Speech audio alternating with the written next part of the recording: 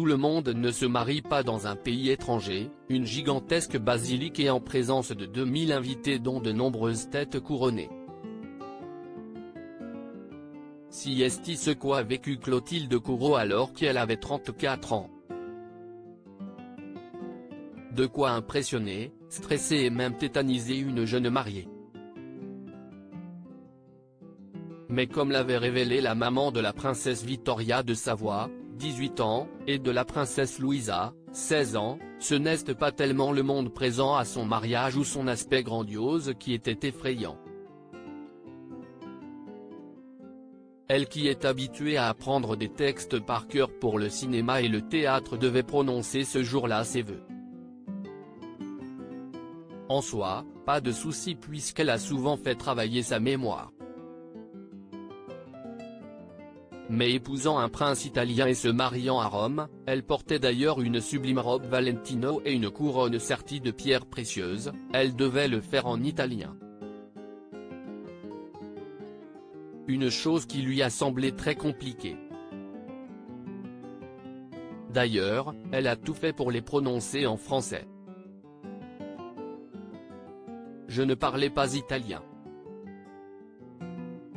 Avant, on a eu rendez-vous avec un évêque et j'ai essayé de les convaincre que comme nous sommes en Europe, ce serait bien que moi je le fasse en français et Emmanuel en italien. Évidemment, ça n'a pas marché. On m'a dit qu'il n'y avait pas d'histoire d'Europe, que l'on était en Italie.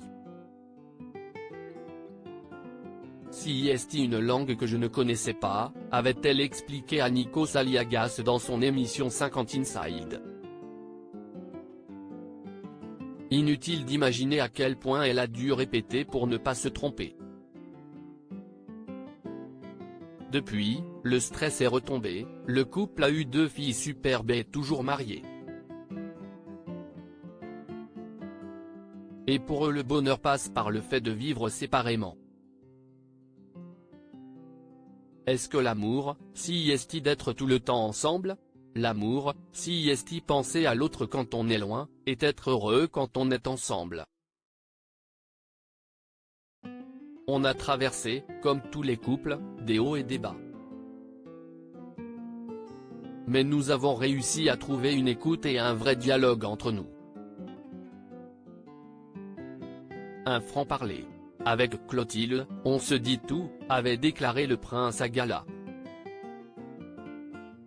L'actrice vit la plupart du temps à Paris et lui entre Monte-Carlo et Los Angeles. Et même s'ils ne se couchent pas tous les soirs dans le même lit, ils sont toujours là l'un pour l'autre.